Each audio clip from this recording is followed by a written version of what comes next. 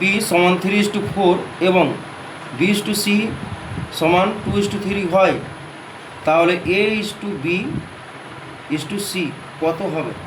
এই অঙ্কটা খুবই শর্টকাট নিয়মে আমি তোমাদেরকে করে দেখাচ্ছি।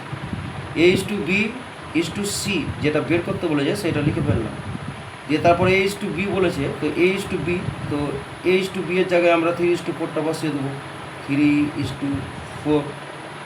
এবার বলেছে B/C, তাহলে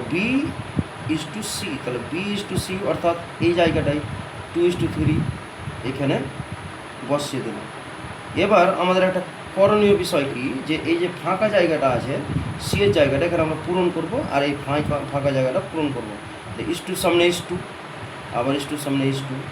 একটা জিনিস মনে রাখতে হবে যে ফাঁকা ঘরের পাশে যে সংখ্যাটা থাকবে সেই সংখ্যাটাই আমরা এখানে বসিয়ে দেবো ফাঁকা জায়গায়। তাহলে 4 ছিল, এই ফাঁকা জায়গার পাশে 4, তাই 4টা আমরা এখানে বসিয়ে দিলাম। একই রকমভাবে এই ফাঁকা জায়গার পাশে যে সংখ্যাটা আছে সেই সংখ্যাটাকে আমরা বসাবো। যেমন এখানে 4 ছিল, তাই 4-এর পাশে 4 ফাঁকা জায়গা পূরণ করলাম। একই রকমভাবে 2 পাশে, এই যে ফাঁকা জায়গার পাশে 2, তাই 2টা আমরা এইখানে বসালাম। এবার করব কি, আমরা গুণ করে ফেলব।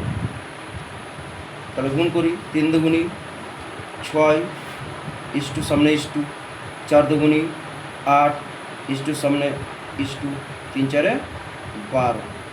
এবার কি করতে হবে, এখানে কমন যাবে, 2 দিয়ে কমন দেবো 3টা সংখ্যাকে।